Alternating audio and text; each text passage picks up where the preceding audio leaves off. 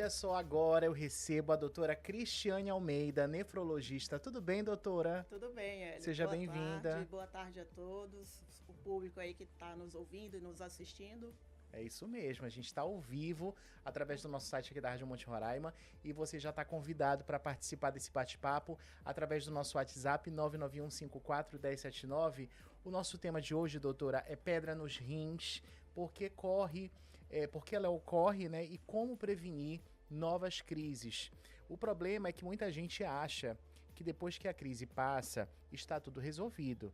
Mas não é bem assim, né? A recorrência é muito alta, até 50% dos pacientes eles podem ter novas crises em poucos anos se não mudarem hábitos e também não fizerem acompanhamento adequado. E hoje, no nosso quadro Saúde com Especialista, nós vamos entender por que as pedras nos rins se formam, quais são os erros mais comuns que levam às crises repetidas, né? E aí eu já começo lhe perguntando, doutora, por que algumas pessoas elas desenvolvem pedra nos rins, por exemplo, mais de uma vez, inclusive, né? Mesmo depois de tanta crise. Fala pra gente. Bom, nós temos diversos fatores, né, que influenciam na formação dos cálculos, né? Vamos começar pelo primeiro deles, que ele pode ser uma doença de origem genética, né, que a maioria das pessoas desconhecem que cálculo ele é uma herança genética herdada e que se você tem pai, mãe, geralmente familiares de primeiro grau, com incidência de cálculos, você tem grandes chances de vir a ser um formador de cálculo e por uma alteração genética, independentemente do seu hábito, do seu estilo de vida, né? Você vai formar cálculo. Pode ser hereditário. Pode ser hereditário. A segunda mais comum, né, que é o que todo mundo conhece, é relacionado ao estilo de vida, né? Aos hábitos alimentares, com alimentos ricos em sal, embutidos, enlatados.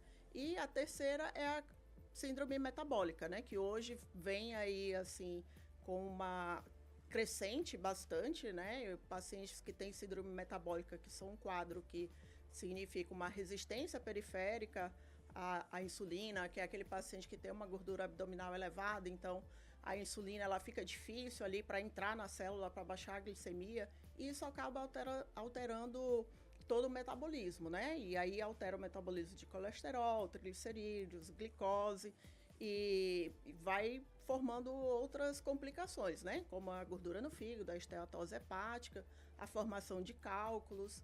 Então, assim, hoje a síndrome metabólica, né, vamos dizer assim, que ela é a mais prevalente, né? Síndrome metabólica, estilo de vida e hereditariedade são os três fatores principais. Isso. Doutora, me conte uma coisa.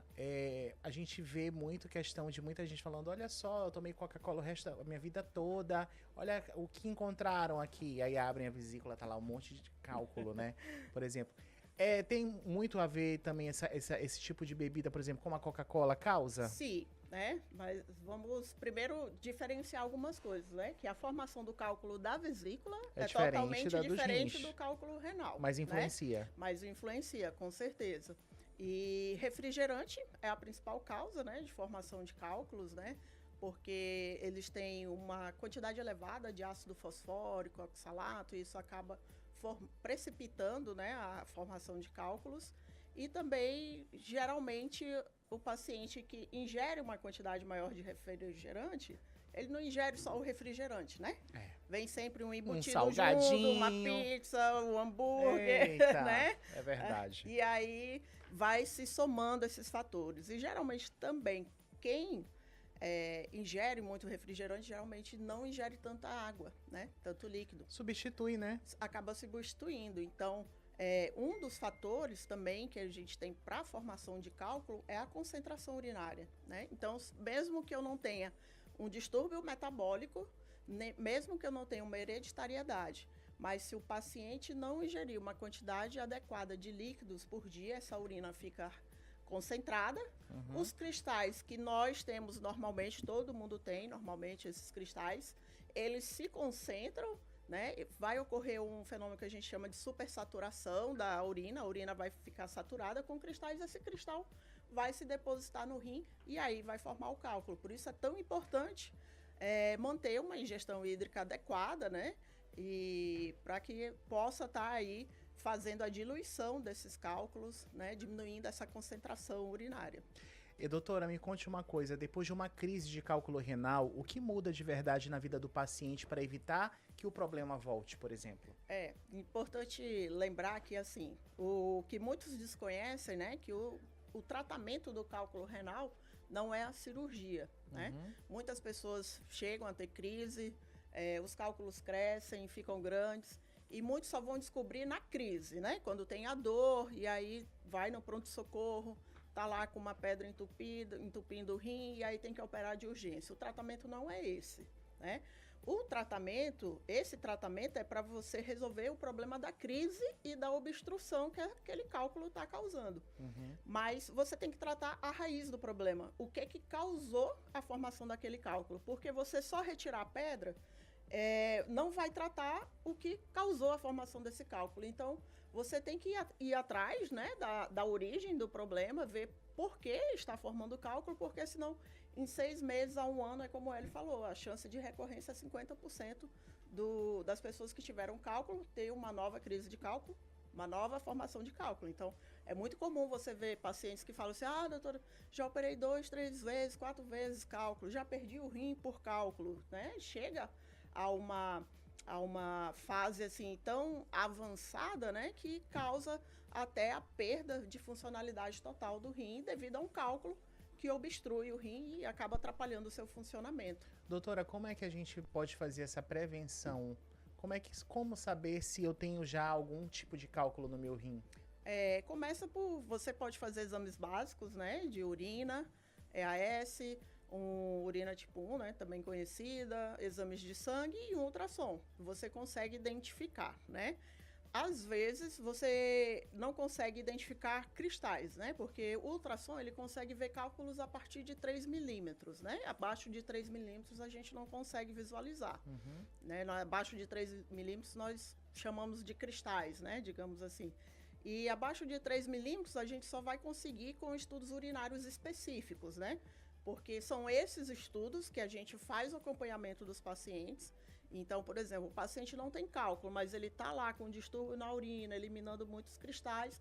A gente sabe que se não corrigir aquele fator, em pouco tempo, ele vai formar cálculo e a gente atua naquele fator.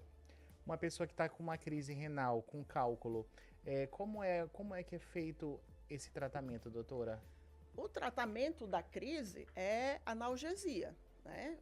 A gente tem controle de dor dependendo do tamanho do cálculo, certo? O cálculo, até um certo tamanho, ele consegue ser eliminado pela via urinária, né? E se for um tamanho mais elevado, esse cálculo vai ter que ir, né, para a cirurgia para ser eliminado. Então, até 5, 8 milímetros, a gente consegue fazer um tratamento que a gente chama tratamento clínico, né? Nós fazemos medicamentos para aliviar a dor, medicamentos que relaxam a musculatura do ureter, dilatando o ureter e facilitando a saída do cálculo. Nossa, deve ser uma dor insuportável. Né? Dizem que a dor é pior do que a do parto, né? Sério?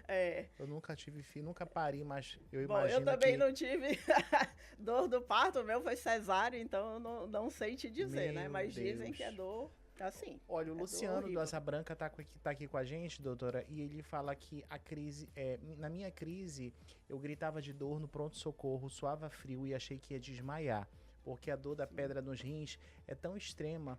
Ele pergunta, né, por que a dor da pedra dos rins é tão extrema e como eu faço para nunca mais passar por isso? Primeira coisa, Luciano, você tem que fazer um acompanhamento, né, com o seu médico, para investigar por que você formou essa pedra, né? Nós temos hoje exames que identificam, exames de urina, exames específicos, testes genéticos, se for uma causa genética, né, de formação de cálculo. Nós podemos pegar o cálculo que você eliminou, se você tiver ele, a gente consegue enviar ele para análise, identificar a característica desse cálculo e a partir disso a gente vai saber, né, se é um cálculo de cálcio, de ácido úrico e a partir disso tratar em cima do fator que está originando aquele cálculo, certo? As crises de dores, né, de cólicas renais, elas são muito intensas realmente porque ela é uma dor que nós chamamos uma dor visceral, devido ao tipo de inervação que ocorre no rim. Então, essa dor, geralmente as pessoas também estão associadas a uma distensão abdominal associada, por muitas vezes o paciente também tem vômitos associados, Nossa. né, à crise de cálculo renal, e às vezes acha que é algo abdominal, mas porque a origem da inervação deles são muito semelhantes, né? Então é uma dor visceral que realmente é bem intensa, e muitos pacientes vão ao pronto-socorro, não sei se foi o seu caso, Luciano, mas chega aí para morfina, Ele né? falou que foi por pronto-socorro, doutora. Isso, chega aí para morfina para tentar amenizar essa dor. A Patrícia, lá do Pericumã, ela fala, já tive 3 crises, mudei a alimentação, bebo água, faço tudo certo e mesmo assim a pedra volta. O que pode estar passando despercebido, doutora? Bom, Patrícia, primeiro a gente vai investigar teu histórico familiar, né? Se na sua família tem, né, alguém com formação de cálculo. Se tiver, já é um fator para a gente positivo, indicador que pode ser algo hereditário, né? Geralmente, a maioria das causas hereditárias é por deficiência de um fator que nós chamamos que é o citrato, né? Que ele é um dissolvedor natural dos cristais na nossa urina, né? Porque que nem todo mundo forma cálculo e algumas pessoas formam recorrentemente. Porque nós temos normalmente fatores que dissolvem esses cálculos renais. Às vezes acontece da gente conseguir eliminar um cristal sem saber? Sim, sim. Muitas pessoas é até confundido com infecção urinária, porque quando você está eliminando esses cristais, a pessoa queixa de ardência urinária. E aí você bate no pronto-socorro e fala, doutor, eu tô com ardência urinária. Automaticamente você já liga uma infecção, já vai fazer uso de antibiótico e não é aquilo que não é uma infecção urinária, são cristais passando ali. Os pacientes são bem específicos, né? O Rogério lá do União trabalha o dia inteiro no calor, doutora. Quase não vou ao banheiro e só percebo quando a urina está escura. Esse tipo de rotina é praticamente um convite para pedra nos rins, né? Com certeza, você está intimado a fazer uma avaliação, porque, como eu falei, né, você trabalha no calor, você transpira muito e você ingere pouca água. Então, seu corpo fica extremamente restrito de líquidos e, com isso, a sua urina que está amarelada, ela está muito concentrada e, com isso, facilita, né, o depósito dos cristais. A Camila do Messejana, boa tarde, doutora. Minha pedra travou, infeccionou e virei paciente de internação. As pedras nos rins, doutora, pode virar uma emergência grave assim de repente? Sim, se ela se deslocar, e a crise ocorre quando ela se desloca, né? Ela parada lá no rim, ela não vai ter dor. Mas quando ela se desloca, ela desce para o canal da urina, né, que é o ureter, aí sim ela vai ocasionar a crise, e se ela impactar ali e não for retirado aquele cálculo, vai ocasionar esse tipo de infecção. E aí infecciona todo o trato urinário, infecciona os rins, que nós chamamos que é uma condição chamada pielonefrite, que é uma complicação grave, né, do cálculo, que pode levar até o paciente a uma sepse urinária, se não tratado de forma adequada. Então, nesses casos, a gente vai tratar essa infecção, aguardar a retirada do cálculo, né, para deixar o paciente em segurança para poder fazer a retirada do cálculo. O Márcio do Raia do Sol, boa tarde. Meu pai e meu irmão já tiveram pedra nos rins. Isso significa que eu também vou conviver com esse problema? Provavelmente. É um forte candidato, né, doutora? É um forte candidato. Né? Geralmente, tem pessoas que têm deficiências, né, hereditárias, deficiências dos fatores que dissolvem os cristais de forma hereditária. E aí, se você associa a um estilo de vida inadequado, hábitos alimentares inadequados, aí é como se você tiver a faca e o queijo na mão para formar cálculo, né? Fernanda, também do Buritis, depois da crise fiquei com medo até de comer. Existem alimentos que realmente aumentam o risco da pedra ou isso é exagero, doutora? Não, com certeza. Alimentos embutidos, enlatados, né, são os vilões, Os né? ultraprocessados, Os ultraprocessados para formação de cálculo, né? Esses são os piores porque a gente sempre fala que eles, né, da principal constituição desses ultraprocessados é a quantidade de sal muito elevada, né? Então, às vezes, a gente consegue identificar, olha, você está com uma ingestão de sal muito elevada, a gente tem exames para identificar isso e o paciente fala, mas eu não como sal, minha comida é sem sal. E o problema não é aquele sal branco que você coloca na comida, né? Porque o sal branco que você coloca, você dosa, você está dosando, né? Você sabe que não tem pouco, muito, né? Conforme o seu paladar.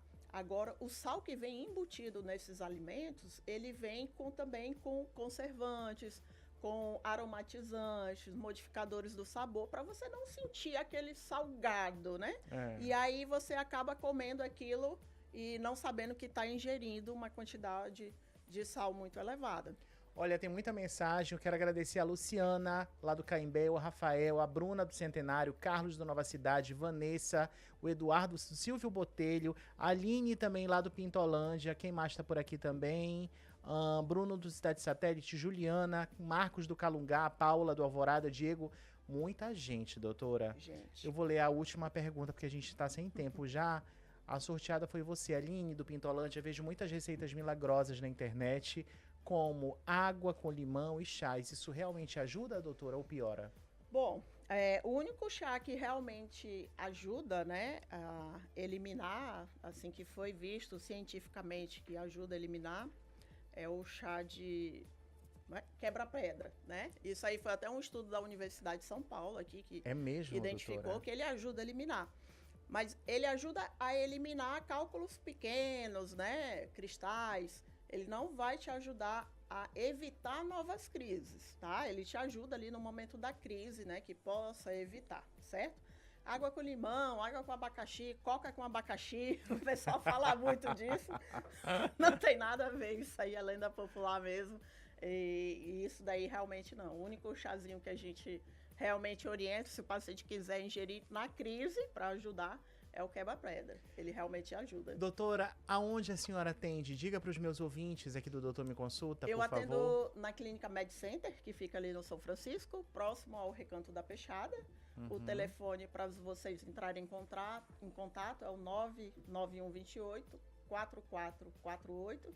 E teremos muito prazer de acompanhar vocês aí, evitar novas crises, identificar qual é esse problema e resolver esse problema que aflige tantas pessoas.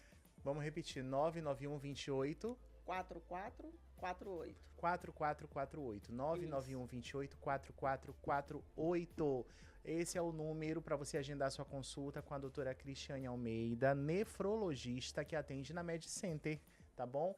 Doutora, foi um prazer. Igualmente. Tá bom? Obrigado por ter vindo, por ter trazido esse tema para os nossos ouvintes aqui da 107 e dizer que estamos abertos para a senhora voltar mais vezes, tá? Com certeza. Voltarei sim e trarei também toda a minha equipe para estar falando sobre problemas renais, que é algo tão importante hoje em dia, né? Seu Instagram, doutora?